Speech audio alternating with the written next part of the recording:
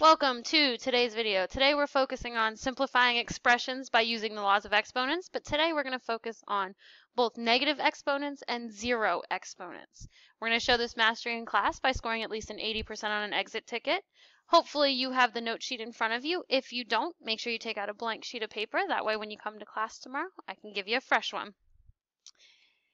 Now, here's the thing when we talk about negative exponents. It's like when we said in standard form we didn't want a negative a value. Well, we don't want negative exponents either. We can simplify it down.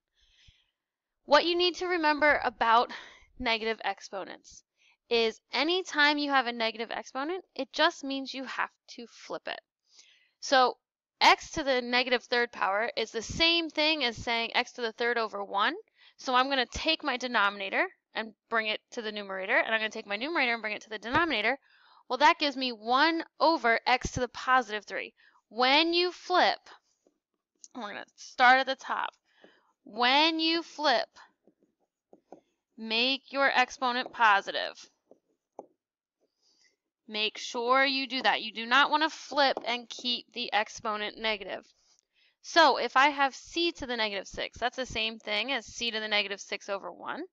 Well, if I flip it, I now have 1 over c to the positive 6. That negative exponent becomes positive.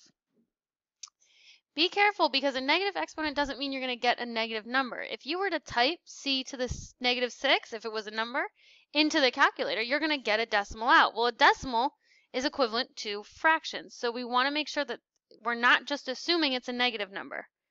Now, if you have a negative fraction in your denominator, same thing. We have 1 over y to the negative 4. I'm still going to bring my denominator to my numerator and my numerator to my denominator. And there's should be negative 4 in that. Ooh. The big thing we want to keep in mind is it should be y to the, and I'm writing it upside down now. 1 over y to the negative 4. Well, if we flip it, we get y to the positive 4 over 1. Well, y to the positive 4 divided by 1 is still y to the positive 4. So if I have 1 over a to the negative 2, I'm going to flip it, and I'm going to get a to the positive 2 over 1. Well, a to the positive 2 over 1 is just a to the positive 2, which is a squared. Now, if we look at our fifth example, when you have a coefficient out in front, if we look, the coefficient is not grouped with the negative 5.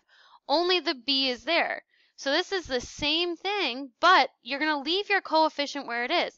You're going to just bring that b to the negative 5 to the denominator. Again, 4 is not in parentheses. This goes back to if I had 4 in parentheses and the whole thing was negative, then yes, we would flip it. But because just b is to the negative 5th power, only b to the 5th goes in the denominator. So if I have 2n to the negative 4, n is the only one, so n is the only thing I'm bringing down. I'm going to have 2 over n to the positive 4. Now, here's just a couple quick notes. If you have something like negative x or negative 1x, as a lot of you like to put that 1 in front of it, it does not equal 1 over x. Negative 1x is the same thing as saying negative 1 times x. In order to bring it to the denominator, your exponent has to be negative, not the number in front. In this case, we have an exponent of positive 1, so we can't bring it to the denominator. Now, the examples at the bottom.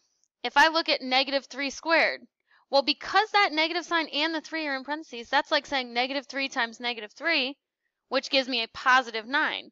Letter B, that negative sign is not in parentheses, so only the 3 is squared. So you're taking 3 times 3 and multiplying it technically by a negative 1.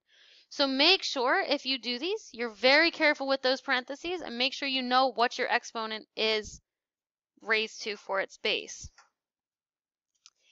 Now, probably the easiest exponent rule, but also the one students make the most mistakes on when they rush, is the zero exponent. Here's the nice thing about zero.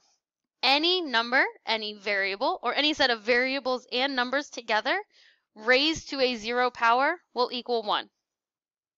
So 2 to the 0 is 1. X to the 0 is 1. 3 squared to the 0 is 1. This is the same thing as saying 3 to the 0 because 2 times 0 is 0. Well, it's still 1. N to the 7th over n to the 4th. Well, if I simplify that, that becomes n cubed. Well, n cubed to the 0 is like saying n to the 0, and it's still 1. So anytime you have a polynomial or a monomial raised to the 0 power, it is always going to be 1. But don't rush through problems like that because I can almost guarantee that some of you will make the mistake and say it's 0. If you're not sure, use your calculator. Type 3, put an exponent of 0. See what it gives you out. It doesn't hurt to double check. That's it for today's video. Come tomorrow to class with any questions you may have. Make sure you bring your notes, and I look forward to seeing you then.